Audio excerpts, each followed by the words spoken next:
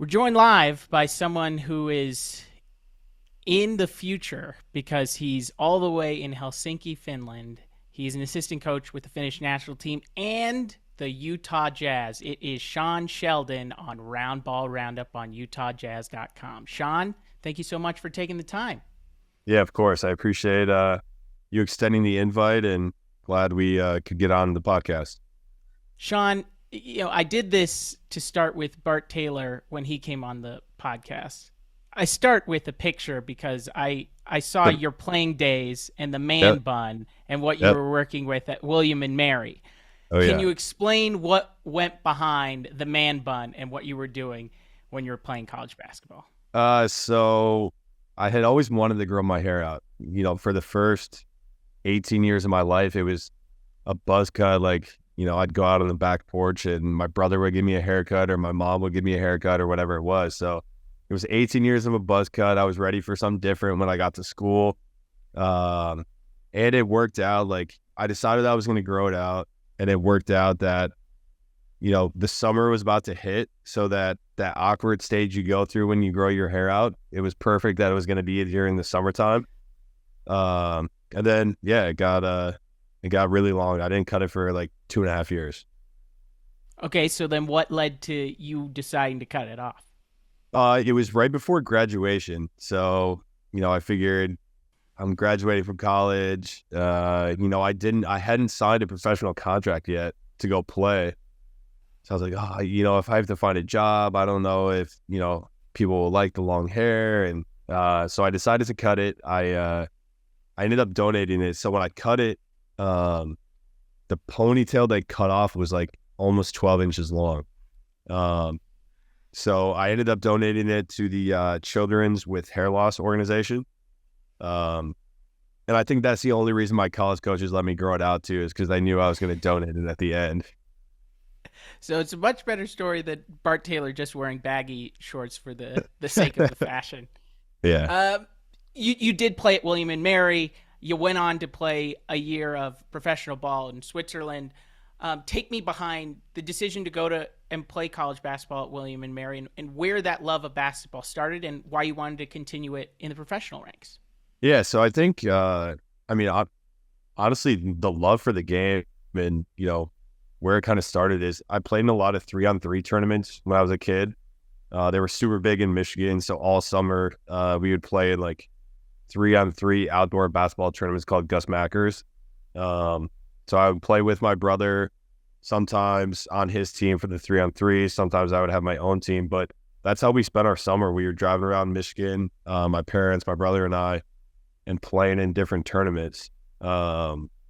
So I think that's really where it kind of started. And then I used to play at the community college back home in Traverse City all the time. My dad, my brother, a couple buddies.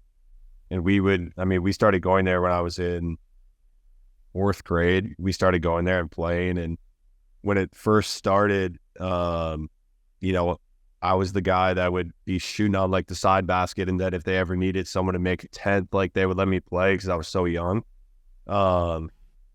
But it was great. I grew up with those guys. Those guys ended up coming to like high school games. And so it was great. I spent my entire childhood there.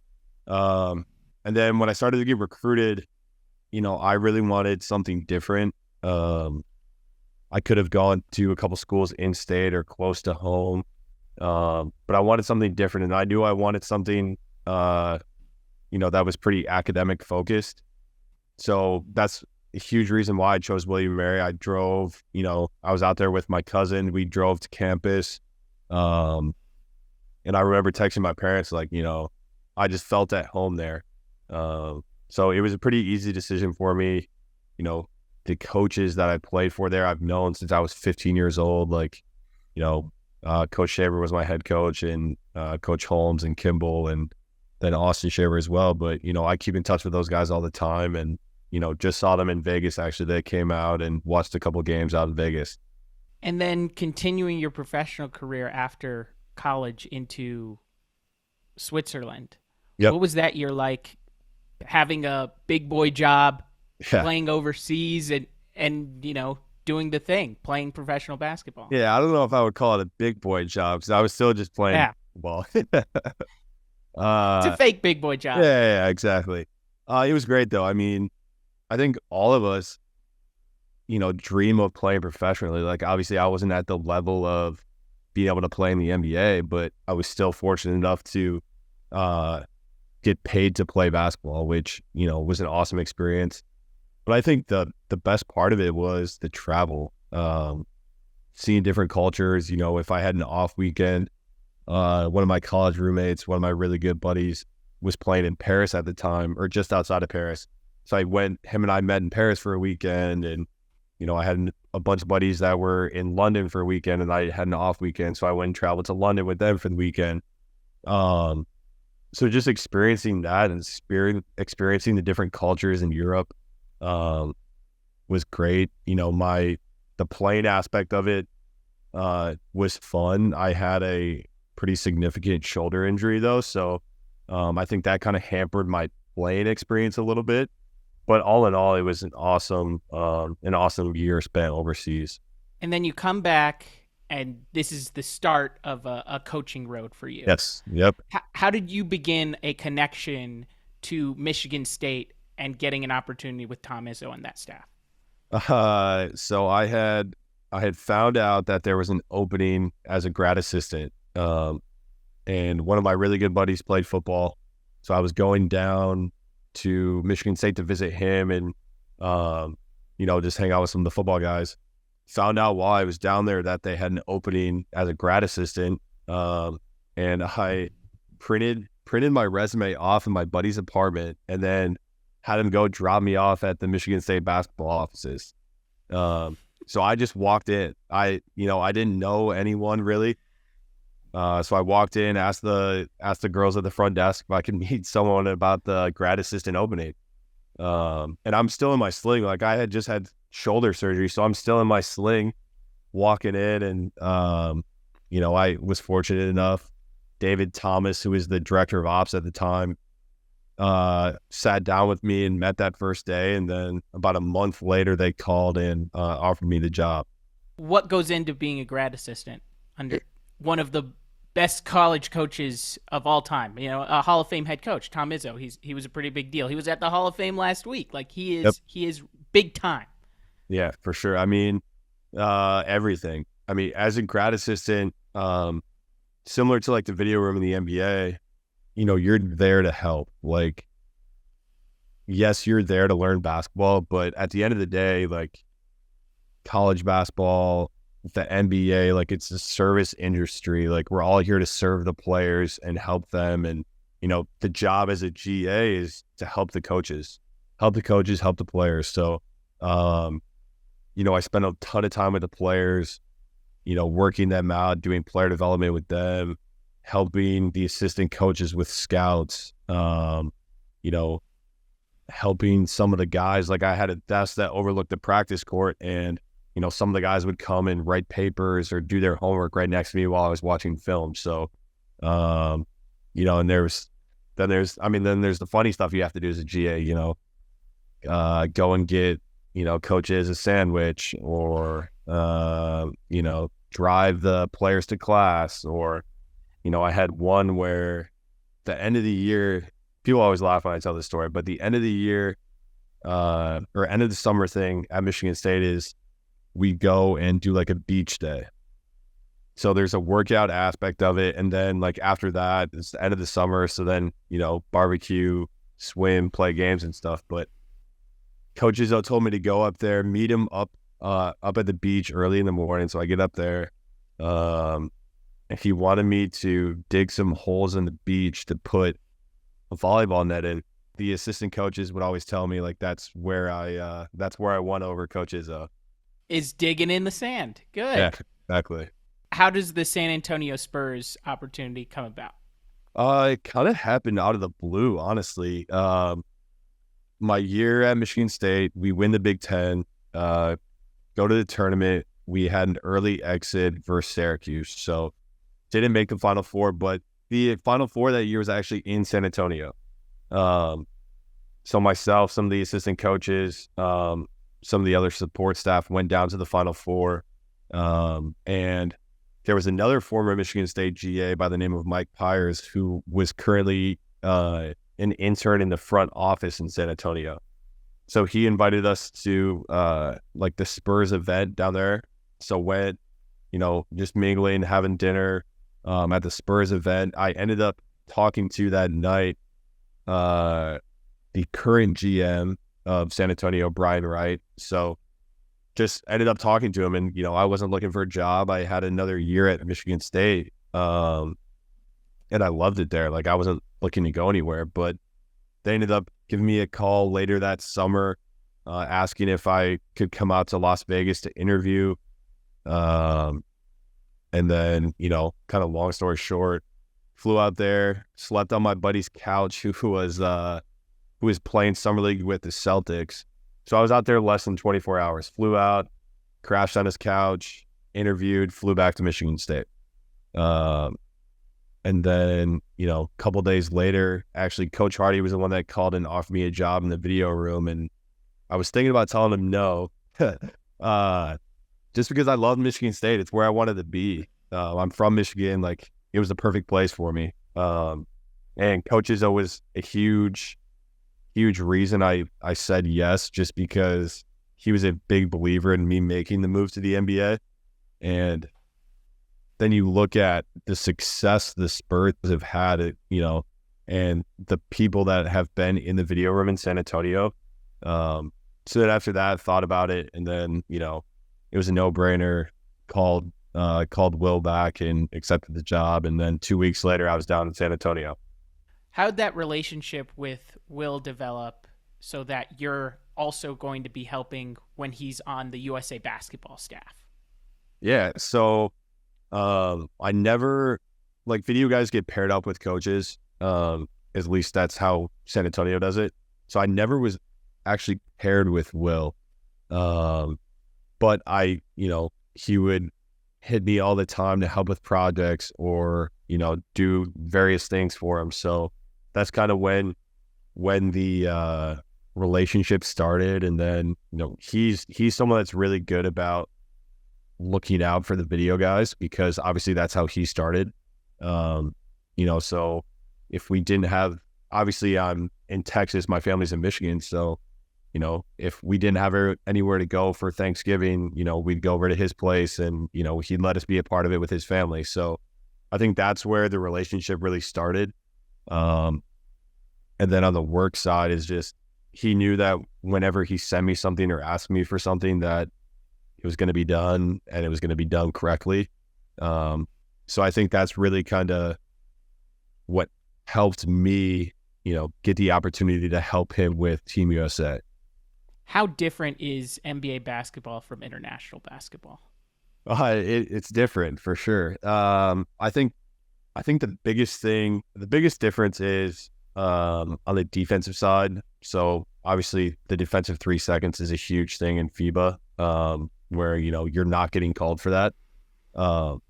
So that in itself is a massive, thing that you can game plan and you have to plan for. And, I also think, just speaking on that, like, I think that's a reason Team USA invited Walker. Like, that's a huge, obviously his skill as a rim protector. I think we were looking at the numbers at the end of the season, like 98th percentile or whatever it is in rim field goal percentage or something. So that's a huge aspect of it.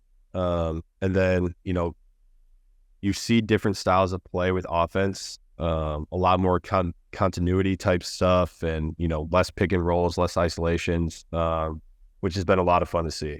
And you've got this experience with the Finnish national team, being able to see Lauri up close. Yep. And see a coach that you've seen in the Utah Jazz's coaching room. Coach Lassie was around early in the year in January when he came down and then helped out with Summer League. How did this opportunity, though, come about where you would join him for this FIBA World Cup? I honestly, yeah, I mean, I think it started in January. Lassie and then Henrik Detman as well, who's the former national team head coach, would be in the gym, post practice. Lauri and I would be working out. So, we'd finish working out. Lauri would go do his thing, have breakfast, or get treatment or whatever. So I would just go over, sit down, just chat with him after Lauri finished working out. So I think just having those conversations and spending time with them in January is kind of what started the relationship. And as the season got close to ending, Lauri had mentioned it to me if it was something I would be interested in to come over with the national team as an assistant coach. And so, I talked to him about it a little bit, and then I talked to Coach Hardy and Justin Zanuck about it as well. So then we kind of all just were talking about it with the Finnish Federation, and fortunately it worked out. And you've been there for a month now, yes. A long time away. Yep. What are you trying to gain from this opportunity with this national team? First and foremost, I think, just helping Lauri, help him continue to develop, help him feel comfortable. But then also I'm around to help the coaches here, help scout, help the other guys. I've been spending a lot of time working out other players on the team as well. And then, try to bring things back to Utah. The Finnish national team here in Lassi utilizes Lauri and gives him a ton of freedom like Coach Hardy does. So it's trying to see some of the concepts we use here that he's successful with, and, how can we tweak it a little bit to where we can put Lauri in some of those same situations within our offense and our defense in Utah. Is there a difference between national team Lauri and NBA Lauri? Because that was the big discussion last year, was bottling up that Eurobasket success and making sure that happens for him on the Jazz. Yep. Do you see something different now that you're watching it up close and coaching him with the Finnish national team? I don't know if it's not different anymore. Right. He had the breakout. Obviously, he had the breakout year in the Eurobasket. I guess, last summer now. And then, the season with us, most improved player and all-star. And so I don't think it's different. I don't think it's different now from how he plays. He's playing with a ton of confidence, playing well. We're continuing to try to add things to his game. But, he has, within the national team, he has the ball in his hand a little bit more. So potentially that's something that we could mess around with a little bit next year at Utah. But I think the best thing for me is just to see how comfortable he is around the guys here. It's just different. National teams are different than NBA teams. He's known these guys forever, has played with them a long time. So seeing his relationship with the team and the coaches and the trainers has been really cool as well. And I compare that to what Walker's dealing with Team USA. That entire team is being put together on that training camp. They haven't played together. It's very different from the international teams. If you look at how the USA has performed in World Cups, it hasn't been to the level of what it's done at Olympics, but that's because many of these international teams have that continuity and have played so many summers together. What are you seeing from the Finnish team that separates them as, they know what they're doing together because of all the games that they've played in the fall? The first couple of practices, we just start playing 5-on-5, and as coaches, we really hadn't put that many concepts in or anything. And, the ball's flying around and we're getting open shots and backdoor cuts. And, it was kind of astonishing to watch right from the beginning. It was we haven't done anything. It's day 2 of practice. But they know how to play with one another. So, it's a ton of fun, and having guys that know one another and really care about one another. I think their approach and their desire to win is at a high level, which I think is going to help us in the tournament. What do you see as a benefit for national team experience? Because the Jazz, other players are playing in the World Cup with Kelly Olynyk with Canada, Jordan Clarkson with the Philippines, Simone Fontecchio with Italy, just as the other 3 that are also getting the experience. Yeah, I was actually texting with Kelly yesterday. I think the biggest thing, like, yeah, you can do some things that maybe you can't do during the NBA season.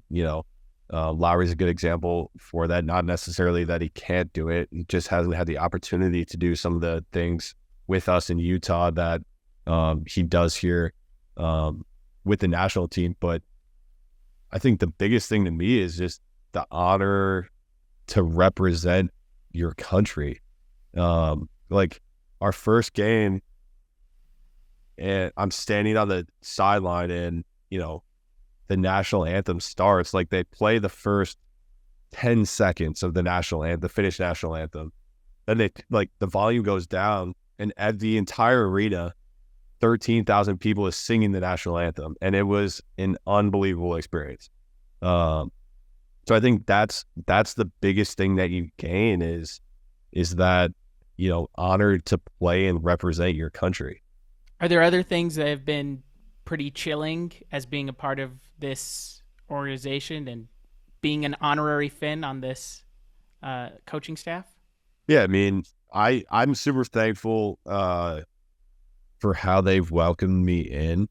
When I first came over, I was expecting the practices to be in Finnish. So I was like, oh man, I don't know how I'm going to know what's going on or know how to help. But luckily, the practice is in English. But, I'm not the only one that doesn't speak Finnish. So that's a positive, because I wouldn't have wanted them to do it if it's just me. But, they've welcomed me in, the coaches, the entire federation, the physios, everybody has really made me feel part of, the Finnish national team. I don't feel like an outsider at all, which I'm super thankful for. It's made the experience that much better already. And now we're just looking forward to getting to Japan. And you have the honorary Uton on the staff, Hano Metala. Yes. Yeah. Hano, spent a lot of time with him. He just left the other day. He's over in Japan scouting now. But yeah, no, it's been great, talking to him. We can share some Salt Lake City stories, and it's been a lot of fun getting to know everybody on the staff. What is the approach that you guys have? And just give me what the group is, because many have in the previews of this tournament have called the group that Finland is the group of death because of how stacked it is with Australia, Japan, and Germany in that same group. Yeah, I mean, you look at the rosters of those other teams, a lot of NBA guys, but it's a lot of guys that have played together for a long time as well, similar to us. So, Japan and Germany and Australia, like those teams have guys that have played together for a long time as well. So I think, one of the best things is people probably aren't expecting much of us when we get there for our group stage. And it's great. I mean, we've had 4 preseason games now, and, our big thing in these preseason games is just, let's get better. We don't need to necessarily worry about tonight's game. Like all these games and all these practices are preparing us for August 25th. That's the first game. So that's what we're building up for. And when you get to the tournament and it's jump and ball, like you never know what can happen. It takes one night to get hot, or a team to have an off night. So you never know. We're preparing, and we're going in, with the mindset that, we're going to play some good basketball. How's Lauri looking? He's looking very good. He's been playing well. He obviously had to do his stint with the military. So, he, wasn't playing 5-on-5 and wasn't getting to work out how he normally would like to. So I think it took him a little bit to get into a rhythm, but I mean, these 3 preseason games, he's played extremely well. And I think he's finally got his rhythm back and feels good about how he's playing. And I mean, he definitely looks like he's feeling good. So that's a positive thing for us. going into the tournament, and obviously for everyone in Utah going into next season as well. What did you learn from year one that you hadn't going into the year? Because I feel like Will has talked about this, how you don't know what you're doing until you're in the job, right? Yeah. You can think that you know what the job is, but it's completely different once you actually do it. What did you Yep. learn in year one as an assistant coach for this team? One of the biggest things is, just try to stay even keel a little bit. Everyone always talks about the highs can be super high and the lows can be super low in the NBA, but the best thing is that I learned this year is, maybe it's my scout and we lost the game, and, I'm upset that we didn't execute whatever coverage that we were supposed to or whatever. The best thing is we've got another game in a day. So I think, you don't want to overreact. Was kind of a big thing that I learned this year. And, it was great working for Will. He's high level with how he prepares and his approach. And, and one of my favorite things about him is he allows us to try new things. Like he's not someone that is just going to be, this is how we're doing it. He likes new ideas. He likes to change things up. So all in all, year one was a lot of fun. We had a great group of guys on the court. We had a great group on the coaching staff. So it was just a lot of fun and really looking forward to year two.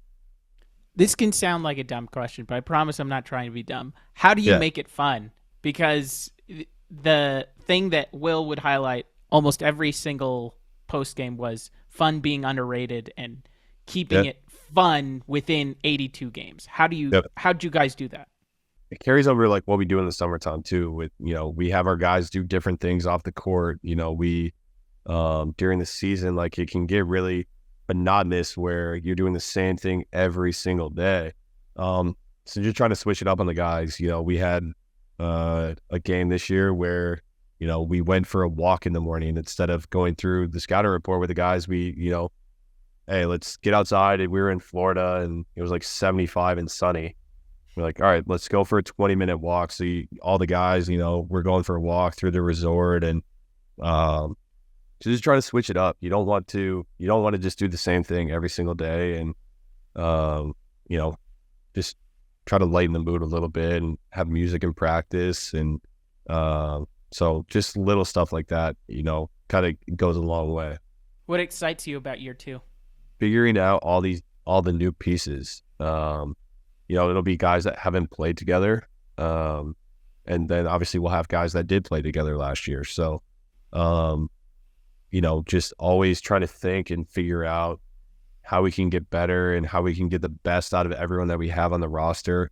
So I think, that kind of, little chess match, for the next, I guess, 2 months, and then we'll be getting close to starting the season, regular season. So that's what I'm looking forward to.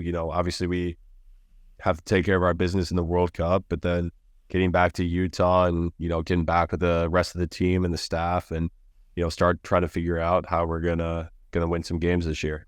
You gonna have a break? Because after the World Cup, you're basically back into the start of the season. I think I definitely need to take a break. I try to get up to Park City or something, take my wife to go do something. I missed our anniversary while I was gone, so no. Yeah. So we'll try to take her to do something and hang out with the kids, take my son to school, and try to take a couple of days off before we get going.